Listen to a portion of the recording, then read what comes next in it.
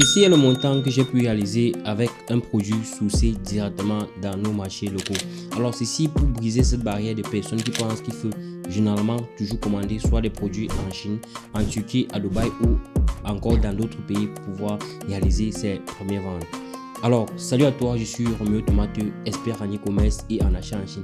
Dans cette vidéo, je te fais une mini formation dans laquelle je vais partager tous les éléments que j'ai pu mettre sur pied pour pouvoir vendre ce produit de manière efficace dans mon pays.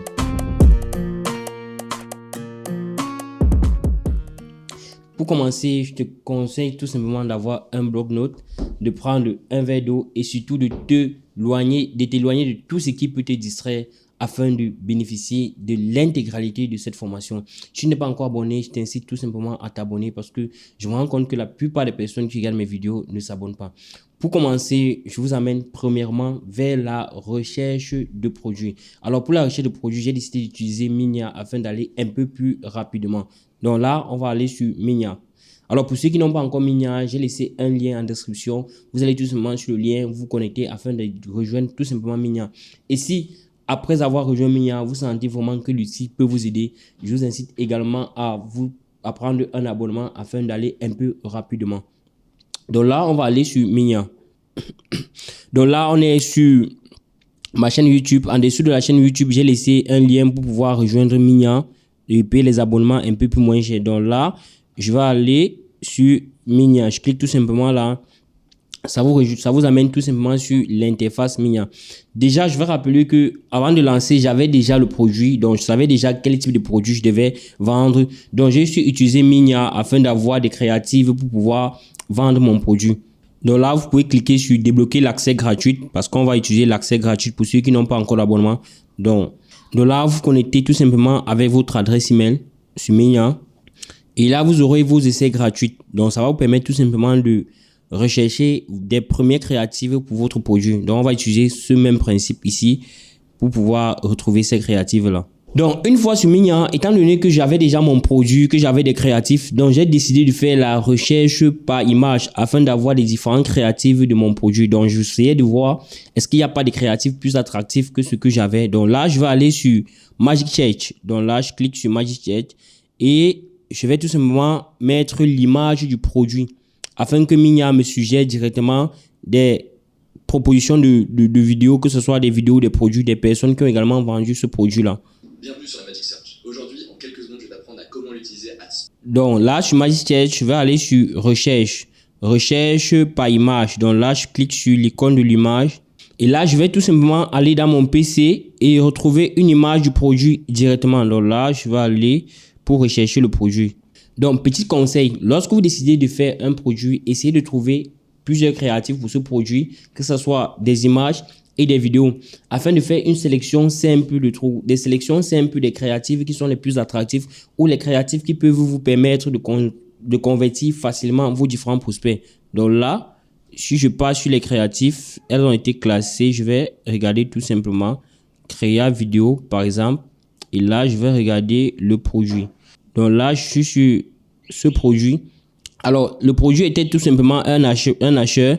Donc là, je vais prendre tout simplement l'image du produit afin de faire des recherches de ce produit. Donc là, je clique là et là, je vais cliquer. Donc, une fois à travers la recherche sur image, vous voyez que Minya vous propose plusieurs créatives pour ce produit-là. Donc, vous pouvez tout simplement sélectionner les créatifs qui correspondent directement au produit que vous êtes en train de vendre. Donc là, à travers la recherche, on se rend compte que on a non seulement la créa que nous avons envoyé à Minya, mais des propositions de créatives, donc les propositions d'autres créatives, et vous pouvez tout simplement vous inspirer de cette créative-là. Donc, une fois sur la créative, vous pouvez prendre la créative qui a apporté le plus d'interaction ou la créative qui a eu le plus nombre de likes. Donc là, je vais regarder un peu le créative là. Là, il y a beaucoup de créatives et je vais tout simplement choisir une des créatives ou bien plusieurs créatives que je vais par la suite modifier afin de ne pas mettre une créative déjà reconnue par la plateforme Facebook. Donc, je prends une créative, je la modifie. Je peux modifier soit les premières 3 secondes ou les 3 dernières secondes de la fin de la créa. Donc là, je vais prendre par exemple celle-ci qui est une créa vidéo. Je clique tout simplement sur la créative et là, je veux tout simplement télécharger la créative gratuitement. Donc, une fois sur Minya, j'ai donc téléchargé plusieurs vidéos, à savoir 1, 2, 3, 4, 5, 6, 7, 8. Donc, j'ai donc téléchargé 8 vidéos du produit. Alors, la prochaine étape consistait tout simplement à faire la création du site internet. Pour créer le site, moi, je vous conseille tout simplement de créer avec Shopify. Parce que Shopify a un abonnement de $1 pendant 3 mois. Et c'est après ces 3 mois que vous allez tout simplement avoir la possibilité de payer des abonnements à $24. Donc, premièrement, je vous conseille de prendre le lien en description et de créer votre Shopify à travers ce lien que je laisse en description.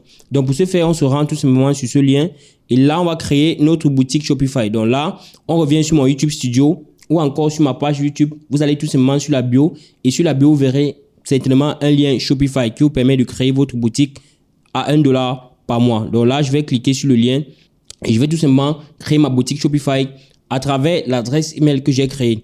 Alors, si vous voulez différencier votre adresse email professionnelle et votre adresse email personnelle, je vous conseille tout simplement de créer une adresse email qui vous permet de créer votre boutique Shopify. De telle façon que vos différents prospects, lorsqu'ils reçoivent soit un mail venant de vous, qu'ils sachent que le mail provient de telle entreprise. Donc là, c'est ce que je vous conseille à faire. Alors, une fois que vous cliquez sur le lien, vous allez vous retrouver sur cette page-là. Et ce que vous devez faire est tout simplement d'ajouter votre adresse email afin de créer votre boutique. Donc là, je vais ajouter adresse email. Donc lorsque vous ajoutez votre adresse email, vous cliquez tout simplement sur Start Shop. Donc cela vous permet de manière simple de créer votre boutique sur Shopify gratuitement. Donc là, lorsque je clique, je peux cliquer là. Donc là, Register online in the person. Donc I am just starting. Donc vous venez de commencer, vous cliquez sur Next. Et là, vous cliquez Online Store. Là, vous allez cliquer Buy, c'est des produits, Product. Vous cliquez là, vous allez sur Next. Et vous retrouvez tout simplement là. Vous allez choisir le pays, vous cliquez sur Next. Donc là également, vous pouvez décider de vous connecter à travers votre adresse email. Donc là, je vais cliquer sur adresse email. Vous choisissez votre adresse email. Là, vous cliquez. Là, votre boutique est entrée de se créer automatiquement. Donc, lorsque vous allez faire, vous allez vous retrouver donc sur une boutique comme celle-ci, sur laquelle vous allez tout simplement paramétrer la boutique. Alors, la seconde étape est tout simplement la création de boutique, comme nous l'avons vu. Donc, la troisième étape est création de site, de page produit avec ChatGPT. Alors, je me rends tout simplement sur ChatGPT. Et là, sur ChatGPT, pour ceux qui utilisent la version pro ou bien la version payante, vous allez tout simplement aller sur ChatGPT. Vous allez lui mettre d'introduire une image. Parce que vous devez savoir que ChatGPT, pour que ChatGPT fonctionne efficacement, il faut pouvoir lui donner un rôle. Vous devez dire à ChatGPT ce qu'elle doit faire pour vous. Donc là, je vais lui donner une image, l'image du produit. Là, je vais chercher l'image. Là, je vais introduire une image à ChatGPT. Et en dessous de l'image, je vais l'ajouter un prompt. Donc, je vais lui dire, je veux une description pour vendre ce produit sur Shopify en utilisant la méthode AIDA. Donc, une fois que vous le faites, vous laissez tout simplement Shopify vous produire la description de ce produit. Donc, à travers l'image, Shopify et le ChatGPT va tout simplement vous donner une description détaillée. Et si la description ne vous correspond pas, vous pouvez la générer autrement. Donc, vous pouvez également mettre le nom de la boutique pour permettre à ChatGPT que sur chaque partie où elle produit la description, elle vous donne directement le nom de votre boutique que vous avez choisi d'avance. Donc, voilà tout simplement le prompt nous est généré. Découvrez la polyvalence en cuisine avec le robot multifonction Mesili. Vous voyez, l'attention, ChatGPT nous donne premièrement en paragraphe l'attention, désir et action. Donc là, je vais dire sur chaque partie, je vais dire donne-moi un avantage de chaque partie. Donc, de chaque partie de cette méthode. Donne-moi un avantage de chaque partie de cette méthode. Donc, cela permet tout simplement à ChatGPT de vous donner de manière simple un avantage sur chaque partie de cette méthode. Donc, après ça, vous pouvez lui demander, vous pouvez encore lui demander, pour gagner en temps, vous lui demandez, je veux un titre pour chaque partie. Donc, lorsque vous demandez de vous donner un titre pour chaque partie, ce que le prompt va faire tout simplement, c'est que en utilisant peut-être attention, il vous donne un titre pour attention, action, il vous donne un titre pour action, désir, il vous donne un titre pour désir et ainsi de suite. Donc là, je vais lui mettre là. Donc, si on se limite à ce que le prompt est en train de produire, le prompt nous produit un avantage. Donc, la méthode AIDA, intention, intérêt, capture initiale, les premières étapes essentielles pour arrêter la consommation dans sa navigation ou la lecture concentrée. Donc là, c'est qu'on voit, ChatGPT nous a tout simplement produit ce qu'on souhaitait avoir. Donc, vous voyez que une fois que ceci est produit, vous pouvez tout simplement choisir un thème pour votre site. Donc là, moi, je vous conseille de choisir soit le thème Sense ou encore le thème Refresh. Pour cette publicité ou bien pour ce produit, nous allons tout simplement utiliser le thème Refresh et nous allons ensemble créer une page produit. Alors, pour créer la page produit, on se rend tout simplement sur notre site et on va aller là sur produit. Une fois sur la page produit, vous allez tout simplement cliquer sur ajouter un nouveau produit pour ceux qui n'ont pas encore de produit sur le site. Mais si vous avez déjà un produit, vous allez tout simplement acheter un produit. Donc là, moi, je vais lui donner le titre. Comment est-ce que je fais pour donner le titre? Je vais me rendre simplement sur ChatGPT. Et là, je vais demander à ChatGPT, je vais prendre un titre produit par ChatGPT. Découvrir l'innovation en cuisine. Donc là, je prends ce titre-là, je copie le titre. Et là, je me rends tout simplement sur la page produit. Une fois sur la page produit, je vais coller tout simplement le titre. À la place de la description, vous pouvez faire tout simplement une petite description. Et pour ajouter les images, vous allez tout simplement venir cliquer là et ajouter les images de ce produit-là. Alors, afin de gagner en temps, j'ai dû créer la page produit. Donc là, vous allez voir le nom de la boutique, tout simplement. L'introduction que j'ai mis dans la page d'en-tête, vente du mois, livraison gratuite, paiement à la réception. Donc, il y a une image du produit. Donc, j'ai dû importer également 13 images de ce produit afin que le prospect qui se rend sur votre site puisse voir les images qui répondent directement au type de produit qu'il est en train de vendre.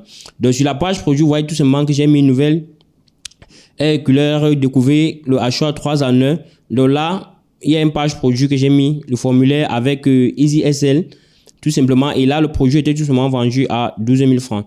Donc, en dessous, vous voyez que j'ai donc respecté chaque partie de la description que ChatGPT nous a produit. Donc, on a un titre, une description, une image, un titre, une description, une image. Donc, vous pouvez tout simplement le faire, mettre des images. Et lorsque vous décidez d'utiliser, par exemple, les giles, ne mettez pas trop de giles si vous n'avez pas une application qui puisse rendre votre site rapide. Alors, de manière simple, pour ce produit, j'ai donc créé plusieurs pages produits parce que le produit était également vendu sur TikTok. Ça veut dire que à travers les pages produits, je pouvais savoir est-ce que le client venait soit de TikTok, de la page produit que j'ai créée, que j'ai mis sur TikTok, est-ce que le client venait tout simplement de YouTube, de Facebook autant pour moi. Donc là, on voit tout simplement la page produit que j'ai créée. Donc, vous pouvez faire mieux. Vous pouvez faire mieux pour la page produit. Et là, on a le pied de page également. Pied de page également que vous devez tout simplement intégrer le pied de page sur votre site internet. Alors, sur la page produit, vous voyez que j'ai ajouté plusieurs images.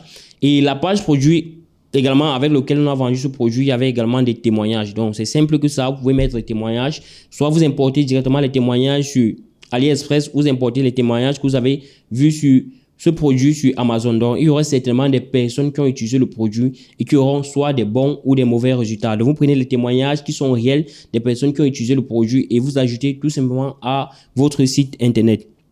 Alors, une fois la page produit créée, nous allons aller à l'étape 4. L'étape 4 était tout simplement le fait de créer des créatives. Alors, pour créer les créatives, on a tout simplement utilisé une application gratuite qui était CapCut. On se rend donc sur CapCut afin de créer ou encore de modifier les créas que nous avons déjà eu pour ce produit. Pour que la plateforme Facebook ne reconnaisse pas ça comme la copie intégrale. Donc là, une fois on se rend sur CapCut. Donc, une fois sur CapCut, vous allez tout simplement créer sur nouveau projet. Donc, une fois sur CapCut, lorsque l'application est ouverte, vous allez tout simplement importer les rouges des différents créas que vous avez déjà téléchargés, soit par Minya, soit sur l'application Library Art. Donc là, moi, je vais importer plutôt les créas que j'ai pris pour ce produit. Là, je vais rechercher les créas. Donc, en ce qui concerne également les créatifs, afin de me différencier de la concurrence, j'ai donc utilisé aussi des créas UGC. Ça veut dire que de manière simple, j'ai utilisé une créa personnellement que j'ai donné à un membre de mon équipe afin qu'elle nous crée une vidéo simple qui pourrait tout simplement montrer concrètement au prospect que ce produit que vous êtes en train d'acheter, regardez comment il s'utilise et voilà une personne réelle qui est en train de l'utiliser. Donc là, je vais plutôt monter cette créa UGC que j'ai créée parce que les créas que j'ai importés sur Minya, il n'y avait pas grand chose à faire sur ça. Et si j'utilise celle-là, vous ne verrez vraiment pas ce qu'il faut faire lorsqu'on utilise CapCut. Donc là, je vais prendre premièrement la première créative où on montre le produit. Je vais prendre la seconde. Et là, je vais prendre la troisième. Donc là, on va un peu écouter la créa. Donc une fois, lorsque vous êtes là sur CapCut, toujours est-il que vous devez respecter le format demandé par Facebook. Ça veut dire que si la publicité doit être dirigée sur Facebook, le format doit être en format carré. Alors pour avoir un format carré, qu'est-ce qu'on fait? On va cliquer tout simplement sur rapport, sur CapCut. Et en dessous, on va créer sur le format carré qui est le format 1.1. Et là, lorsque vous voyez l'image pareil, vous pouvez tout simplement cliquer sur l'image. Vous allez sur l'échelle afin d'agrandir l'image, que l'image puisse rester le format carré. Alors vous verrez tout simplement que le format là est le format carré. Donc là, on va réduire tout simplement le format. Et là, on peut regarder cette partie de la vidéo montée. Donc là, ça c'est la première partie de la vidéo. Et là, je vais prendre la deuxième partie. Dans la deuxième partie également, vous devez la rendre en format carré. Donc là, je vais aller sur échelle. Et là, c'était le CTA. Le CTA était tout simplement la partie où cette personne incitait des personnes à pouvoir acheter le produit. Donc là, on va écouter ce qu'elle dit à la fin. Donc une fois cette vidéo regroupée, vous cliquez tout simplement là sur exporter. Vous venez tout simplement, vous allez mettre un nom là. Donc là, je vais mettre à choix UGC ou bien vidéo UGC. Là, je mets vidéo UGC et là, je vais venir sur exporter. Alors, une fois que nous avons réalisé des créatives pour notre produit, donc là, vous pouvez réaliser plusieurs créas. Par exemple, pour ce produit, on est allé sur 5 créas. Une créa UGC, d'autres créas qu'on a téléchargé tout simplement sur la bibliothèque Facebook, d'autres qu'on a téléchargé sur Minya. Donc, la prochaine étape ici consiste tout simplement à créer des campagnes de testing en ABO. Alors, c'est quoi une campagne de testing ABO? La campagne de testing ABO est tout simplement le type de campagne que vous mettez dans lequel le budget publicitaire dépend de chaque ensemble de publicité. Pour ce faire, j'ai donc décidé d'utiliser Memap afin de vous expliquer de manière concrète ce que c'est qu'une campagne de testing. Alors, pour les campagnes de testing, vous devez savoir également que lorsqu'on décide de faire du testing, on peut faire soit le testing en ABO ou le testing en CBO. Pour ce produit, j'ai décidé de faire un testing en ABO. Même en ABO, vous devez savoir que on peut faire le testing soit en fonction des centres d'intérêt ou encore en fonction des créatifs. Pour ce produit, j'ai décidé de faire le testing en fonction des centres d'intérêt.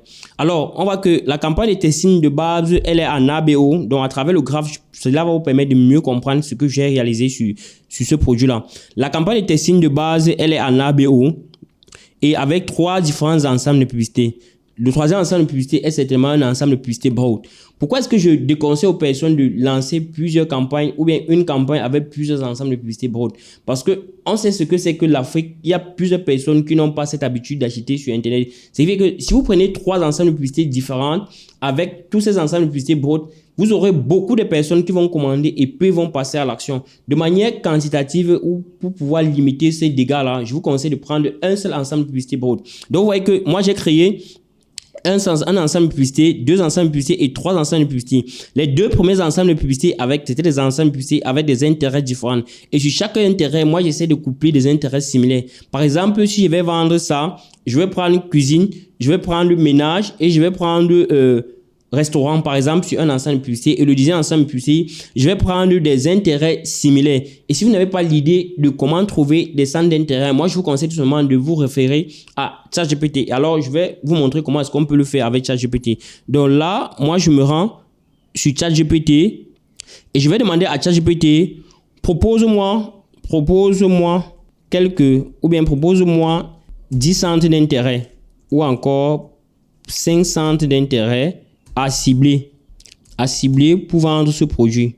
Une fois ceci fait, vous allez tout simplement sur ChatGPT et vous cliquez sur donc l'application ou encore l'intelligence artificielle va vous proposer 5 centres d'intérêt pour ceux qui ne peuvent pas avoir une créativité d'avoir des centres d'intérêt.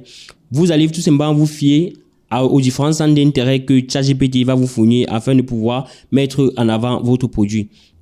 Alors, une fois les ensembles de publicité trouvés, j'avais une publicité sur la partie publicité, sur chaque ensemble de publicité, chaque ensemble de publicité avec 3 créas. Donc là, je suis allé sur 3, sur le schéma afin de vous expliquer. Mais lorsque j'ai fait le testing, j'ai utilisé presque 5 créatifs. Et lorsqu'on décide d'utiliser plusieurs créatifs, vous devez être prêt à avoir l'arbre de décision qui vous permet tout simplement de dire, est-ce que cette créa vend Si la réponse est non, ce qu'on doit faire, c'est tout simplement de couper la créa.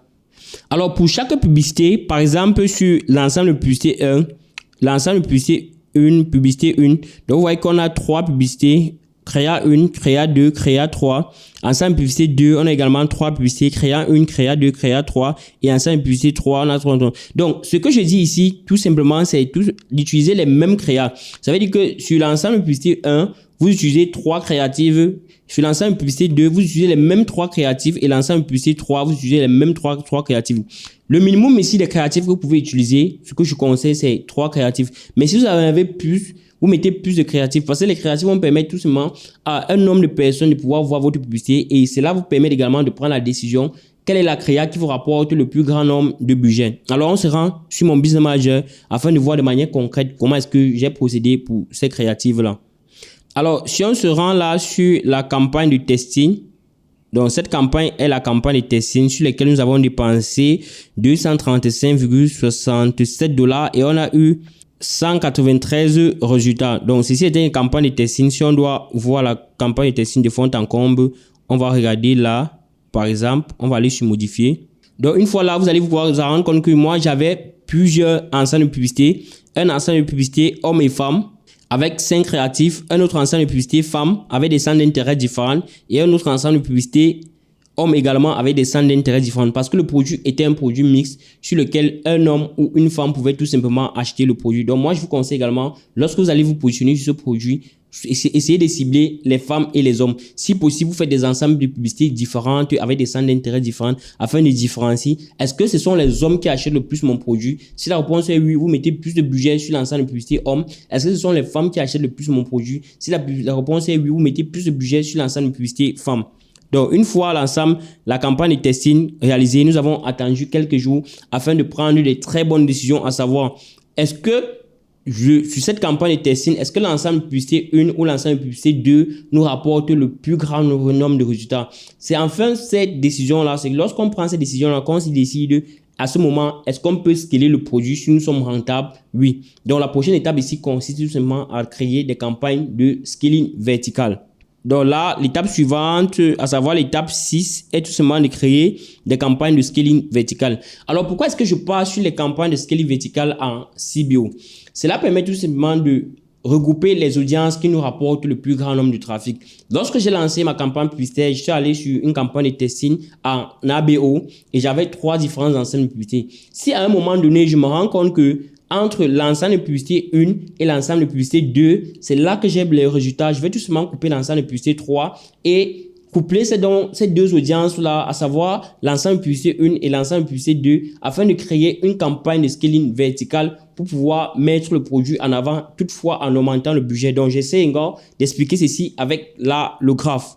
Donc là, si je me rends également sur le graphe et que je vais voir la campagne de scaling. Donc là, on va se limiter au graphe et on va voir la campagne de scaling. Donc la campagne de scaling verticale, elle a été faite en CBO avec les 2 ensembles de publicités qui nous donnaient le plus grand nombre de résultats. Donc là, on se rend compte que l'ensemble de publicité 2 et l'ensemble de publicité 3 nous ont donné le résultat. Et c'est ces ensembles de publicités-là qu'on a décidé de scaler. On scale tout simplement ce qui nous rapporte plus de résultats. Et des 3 créas également, on s'est rendu compte que la créa 1 et la créa 3 sur l'ensemble de publicité 1 nous donnait beaucoup de résultats. Sur l'ensemble de publicité 2, la créa 2 et la créa 3 nous donnaient beaucoup d'ensemble de publicité. Alors, ce qu'on va faire, tout simplement, pour ne pas perdre en temps et perdre en données, on va tout simplement dupliquer la campagne de testing et afin de créer donc une nouvelle campagne de scaling vertical. Donc, en dupliquant la campagne avec les axes qu'on a tout simplement coupés, à savoir l'ensemble de publicité qui a été coupé et les créas qui ont été coupés, on va pouvoir créer donc cette campagne de scaling dont je suis en train de dire. Donc là, vous voyez que scaling vertical, CBO, Ads 1, Ads ensemble de publicité 2, publicité 1, 2 créa 1, créa 3. Ensemble de publicité 3 qui nous donne aussi les résultats, pub 2, on va prendre créa 2, créa 3. Donc là, on sera encore sur mon Business Manager afin de voir ce que je suis en train d'expliquer à ce qui concerne donc cette ensemble de publicité verticale. Donc là, je me rends une fois sur mon dashboard et on va voir campagne de scaling verticale. Tout simplement, on a dépensé campagne de scaling verticale, on a dépensé également 198,69 € afin d'avoir un grand nombre de résultats.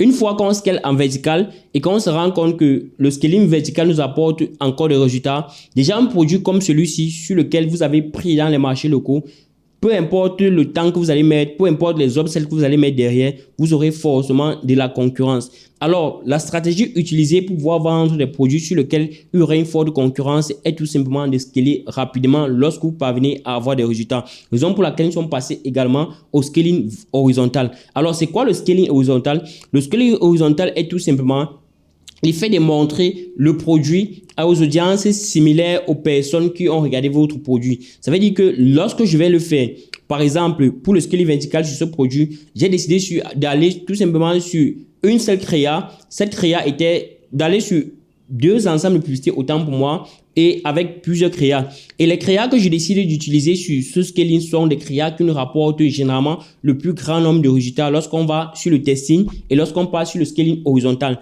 C'est ces créas qu'on utilise sur le scaling horizontal, vertical autant pour moi qui nous apporte le résultat qu'on va pouvoir l'utiliser sur le scaling vertical. Alors j'explique encore une fois de plus avec le graphe. Alors pour le scaling vertical, on sera une fois de plus sur le graphe. Sur le graphe, je suis allé sur un scaling vertical à CBO également. Sur cette campagne CBO, je suis allé premièrement sur les audiences similaires, à savoir les personnes similaires, look-like, personnes similaires, vues de vidéo et personnes similaires, interaction sur la page, personnes similaires, interaction sur le site. Cela permet tout simplement d'avoir une audience, une grande data qui va vous permettre de pouvoir positionner le produit et encore de pouvoir le proposer à des nouvelles personnes sans toutefois dépenser plus en publicité. Parce que par exemple, lorsque je fais une campagne de testing, si pour avoir 10 personnes, je dépense $1, lorsque je vais décider de faire le scaling, pour avoir ces 10 personnes, je vais dépenser 0,8 ou encore 0,5. Donc, lorsque vous lancez les campagnes publicitaires, essayez d'analyser les datas que vous pourriez tout simplement utiliser par la suite afin de cibler des personnes similaires aux personnes qui ont acheté votre produit. Donc là, si on se met dans ce graphe, on va voir que moi, j'ai utilisé 2 ensembles de publicité en CBO, un ensemble de publicité intérêt. Alors, quel est l'intérêt qu'on cible à ce moment-là? On cible un intérêt différent de tous les intérêts qu'on a ciblés sur les campagnes de testing et sur les campagnes de scaling. Ça veut dire que sur les campagnes de scaling, si je vais vendre par exemple une chaussure que je prends habillement, vêtements ou encore mode, lorsque je vais décider de cibler, aller sur le scaling vertical et je vais pouvoir proposer aux personnes ces produits-là, sur le scaling vertical horizontal autant pour moi. Alors pour le scaling horizontal sur ce produit, je suis allé en CBO. CBO, pourquoi? Parce que j'avais déjà de la data et je voulais tout simplement utiliser cette data pour pouvoir recibler des personnes similaires aux personnes que j'ai. Donc de manière simple, si pour avoir 10 personnes, vous dépensez $1, lorsque vous décidez de faire le scaling vertical, ça veut horizontal, ça veut dire que vous voulez des personnes similaires à ces 10 personnes. Cela va vous prendre entre 0,5 à 0,8. Vous n'allez pas tout simplement dépenser les mêmes $1 pour avoir ces personnes-là. Et le deuxième centre d'intérêt était tout simplement, le deuxième ensemble de publicité était tout simplement un ensemble de publicité avec des nouvelles intérêts. Avec des nouvelles intérêts. Donc, j'ai essayé de prendre des intérêts que je n'avais pas ciblés sur les campagnes de testing, que je n'ai pas ciblé sur les campagnes de scaling vertical. Donc, je prends les intérêts neufs afin de montrer le produit à des différentes personnes. Alors, vous devez savoir que des produits pareils, lorsque vous décidez de les vendre, surtout si vous avez sourcé sur les marchés locaux, essayez de mettre les upsells derrière ou encore de vous différencier de manière marketing parce que lorsque vous le lancez et que les gens voient, la plupart des personnes vont vouloir copier le produit. Si vous n'êtes pas concret, si vous n'êtes pas capable à mettre le budget pour le scaler rapidement, vous n'allez pas vendre de manière efficace. Alors, ici, lorsqu'on regarde le graphe par exemple, et on va voir que j'ai utilisé des créas différentes. La créa que j'ai utilisée ici, premièrement, c'était la créa 1 ou la créa 2, donc 1 ou 2 créas. J'ai utilisé donc les créas qui ont rapporté également le plus grand nombre de résultats lorsque je faisais le scaling vertical. C'est ces créas-là que j'utilise pour faire le scaling horizontal. Et pour le deuxième ensemble d'intérêts, moi j'ai utilisé une nouvelle créa. Donc la nouvelle créa que j'ai fait était tout simplement une créa UGC. Je vous laisse donc regarder cette créa UGC que j'ai créée avec CapCut. Donc là, je vais me rendre. Là. Alors c'est cette personne qui est membre de mon équipe qui a décidé de faire donc une vidéo avec laquelle nous devons nous différencier de la concurrence parce que la plupart des personnes, donc elle a été explicite, elle a expliqué de manière concrète à quoi consiste chaque élément de l'appareil. Donc je ne pourrais pas laisser la vidéo en intégralité. Donc une fois ceci fait, Une fois cette créative fait, on s'est rendu compte qu'on avait eu plus de résultats lorsqu'on a décidé de faire des créas UGC avec un membre de l'équipe, parce que là, au moins, les gens se confrontaient à la réalité. Les gens se disaient, oui, si cette jeune demoiselle utilise, ou encore si cette femme utilise l'appareil de manière concrète, ça veut dire que l'appareil fonctionne et on a moins d'inquiétude lorsqu'on décide de l'acheter. Donc moi, je vous conseille également de le faire. Si vous avez un produit, premièrement, qui vous rapporte déjà des résultats, essayez de prendre quelques pièces du produit et vous rendez directement dans une agence si vous n'avez personne qui peut le faire, ou encore personnellement, vous réalisez des créas qui va vous permettre de vendre votre produit. Parce que du moment où il y a de la concurrence sur un produit, c'est celui qui se démarque qui obtient le plus nombre de résultats. Parce que si tu te concentres à copier, tu vas récolter les miettes. Donc là, on se rend. Et à la fin, que la personne qui réalise la vidéo puisse avoir un CTA pour pouvoir inciter des personnes à acheter le produit. Donc là, si on va écouter la fin du produit, la fin de la vidéo. Donc, vous avez un peu écouté ce qu'il faut faire et on a créé comme ça plusieurs créas. Elle n'était pas seule. On a utilisé 3 créas également. Lorsqu'on a décidé de faire du retargeting, on a utilisé des nouvelles créas avec des nouvelles personnes qui ont réalisé ces vidéos-là. Donc là, on va aller à l'étape suivante. Donc, l'étape suivante, l'étape 8, à savoir l'étape 8 était tout simplement le retargeting. Alors, de manière simple, c'est quoi le retargeting? Le retargeting ou encore le remarketing en français est tout simplement l'effet de remontrer un produit aux personnes que vous les avez déjà montré.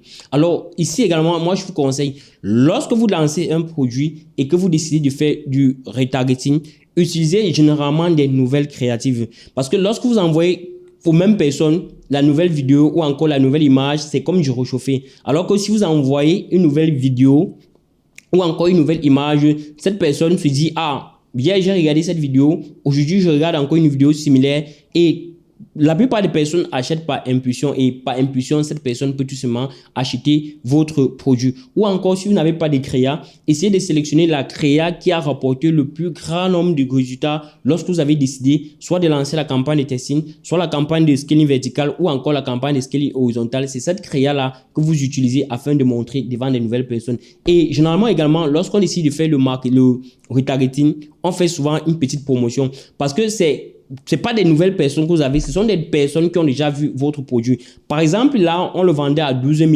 et lorsqu'on a décidé de faire le retargeting, on a utilisé une autre stratégie en faisant des réductions ou encore en proposant 2 produits directement avec une réduction de 10% lorsque le client achetait 2 produits. Donc, ça incite quelqu'un à pouvoir acheter le produit et à recommander à une autre personne afin de bénéficier de 10% de réduction. Pour ce faire, je vous montre également le schéma utilisé pour la campagne de retargeting. Donc, également, pour la campagne de retargeting, nous sommes partis sur une campagne CBO. Pourquoi CBO? Parce qu'on devait avoir plusieurs ensembles de publicités pour pouvoir analyser ces différents ensembles de publicités. Donc, la campagne de retargeting CBO avec 5 ensembles de publicités différents. Les gens vont se demander pourquoi est-ce que j'ai décidé de faire les ensembles de publicités. Ça permet de manière concrète de pouvoir analyser l'ensemble de publicités qui vous rapportent également le plus grand nombre de résultats. Parce que ce que la plupart des personnes oublient, c'est qu'on scale également les campagnes de retargeting. Lorsque je lance une campagne de retargeting, je vais tout simplement aller sur mon business manager, sur la partie colonne, ajouter la colonne qu'on appelle colonne répétition. Donc, si je lance par exemple pour ce produit, on a lancé une campagne de retargeting à $10. Alors, si le lendemain vous vérifiez les colonnes et vous voyez que la répétition est à moins 3, moi je vous conseille d'augmenter soit le budget à 10 ou à 20%. De telle façon que la répétition soit à partir de 3 en montant. Pourquoi est-ce que ça doit être 3? Ça veut dire que la personne qui achète un produit en ligne, généralement le voit 1 à 2 fois afin d'acheter le produit. Donc lorsqu'on décide de faire le retargeting, on doit pouvoir montrer à cette même personne ce même produit plusieurs fois. Donc là, quels sont les ensembles de publicités qu'on a utilisés? On a utilisé l'ensemble de publicités personnalisées des personnes qui ont acheté sur le site ou encore les personnes qui ont regardé la vidéo à un certain pourcentage. Et lorsqu'on décide de faire la campagne de retargeting, moi je conseille de prendre vue de vidéo au moins à 75%. Donc ceux qui ont regardé les campagnes de vidéos de testing ou encore les campagnes de vidéos de scaling à 75%. Ça montre tout simplement que ces personnes sont au moins à 50% intéressées par votre produit. Donc là on va prendre audience personnalisée, audience vue de vidéo à 75%, interaction sur la page durant un certain nombre de temps. Donc, si par exemple ce produit avait été lancé le 21 mai 2024, Et là, nous sommes le 19 juin 2024. Donc, je vais prendre par exemple vue de vidéo sur les 25 derniers jours ou encore vue de vidéo sur les 30 derniers jours afin de recibler les personnes qui auront regardé la vidéo du produit. Et lorsque vous décidez de le faire, vous devez venir choisir l'intégralité des vidéos qui ont eu le plus grand nombre de résultats afin de pouvoir retarguer ces personnes-là. Donc, on a intégration sur les vidéos et on a également achat sur le site. Lorsqu'on décide de faire achat sur le site ou encore visite sur le site, parce que là, on va prendre plutôt les personnes qui ont visité sur le site et sur cet ensemble de publicité, on va exclure les personnes qui ont acheté parce que plusieurs personnes visitent votre site mais peu achètent. Donc, par exemple, si je vais me rendre sur mon site, sur ce produit-ci là, je vais rendre sur le site et là, je vais aller sur la partie analytique. Donc là, on va voir que déjà le produit est encore en train de tourner. Donc, aujourd'hui, seulement, on a déjà eu les commandes de 180 000. C'est vrai que peu vont acheter parce qu'il ne faudrait pas mettre ça en compte. Ce n'est pas parce que vous avez eu 100 commandes que 100 personnes vont forcément acheter le produit. On est en Afrique et peu sont éduqués sur le fait d'acheter en ligne. Donc, quand vous avez des produits, par exemple, faites l'effort d'avoir plus de data ou encore plus de personnes qui sont intéressées par votre produit. Là, vous pouvez avoir la possibilité d'avoir entre 50 à 60% pour ceux qui excellent sur le closing parce que l'étape se joue aussi sur l'étape du closing. C'est pas parce que j'ai bien marketé le produit ou c'est pas parce que j'ai les bonnes créas qui permettent tout simplement de vendre le produit. Du moment où vous devez appeler la personne, essayez de convaincre le prospect de pouvoir acheter votre produit. Formez-vous encore ce qu'on appelle le closing afin de pouvoir closer de manière efficace les différentes personnes qui vont entrer sur votre site. Donc là, si je vais prendre les 30 derniers jours, là, je vais prendre les 30 derniers jours et on va voir le nombre de visites qu'on a eu sur ce produit-là, par exemple, ou encore sur notre site internet. Donc, on voit qu'on a 12 866 personnes qui ont visité le site. Or, 10% de ces personnes n'ont pas acheté. Donc, il serait évident qu'on puisse faire une campagne de retargeting pour pouvoir recibler donc ces personnes qui ont visité notre site internet. C'est pour ça que je reviens tout simplement au graphe et j'explique de manière concrète ce qu'il fallait faire. Donc là, on va aller sur la campagne de retargeting et le type de créa qu'on a utilisé sur les campagnes de retargeting. On a utilisé les meilleurs créas des audiences chaudes. Les audiences chaudes sont souvent des personnes qui ont déjà regardé votre vidéo. Également, ici, on a utilisé des nouvelles créatives.